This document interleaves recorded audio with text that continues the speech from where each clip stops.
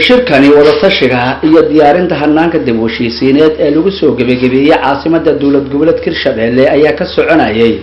muddo 2 cisho ah waxaana ka soo qayb galay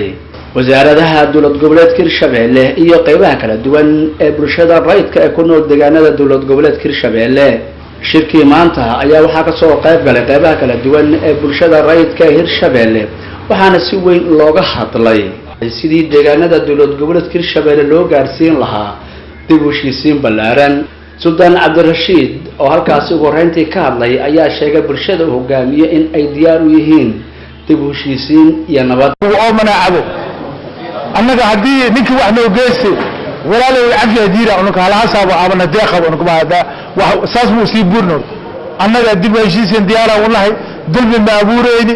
diini ku oo manaacado beeralay annahay xoolaalay annahay marka walaalay annahay diris annahay madaxda sharaf kale oo dib u heshiintan oo sabisane ilaahay ana la garab galo la khayr fi kasir man najwaahum ila man amara bi sadaqatin oo macruuf islah bayna nas wa gudoomiyaha gobolka Shabeellaha Dhexe Ahmed Meera Makaraan ayaa si weyn uga hadlay muhiimadda nabadda bulshada ay u leedahay waxaan aad ugu faraxsanahay in maartay shalay iyo maanta barnaamij la yiraahdo dib u heshiisiin qaran ay ka socoto maartay caasimada Hirshabelle waa arrin aad muhiim ah waana arrin aad u wanaagsan marka dib u heshiisiin iyo nabad iyo nolol iyo intoo dhanba waxay ku jirtaa ummad isfahansan dhaxdeeda ku jirtaa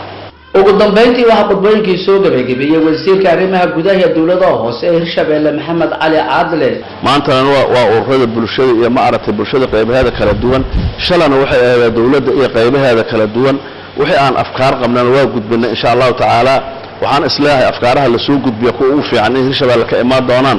aan niyada u sheeganayna sultaankana waxaan leenahay aad u maasanteen adiga iyo teamkeenu juhdiga aad nagu bixiseen shirki oo ma aragtay shalay iyo maanta noo socdana sidaas uu noogu xiran yahay wassalaamu calaykum waraxmatullaahi wabarakaatuh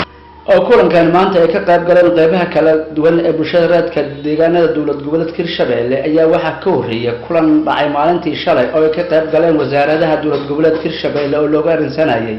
sidii dib u heshiisiin ballaaran loo gaarsiin lahaa deegaanada dawlad goboleedka Hirshabelle Abubakar Maxamed Baadle warbaahinta qaranka caasimada dawlad goboleedka Hirshabelle magaalada Jowhar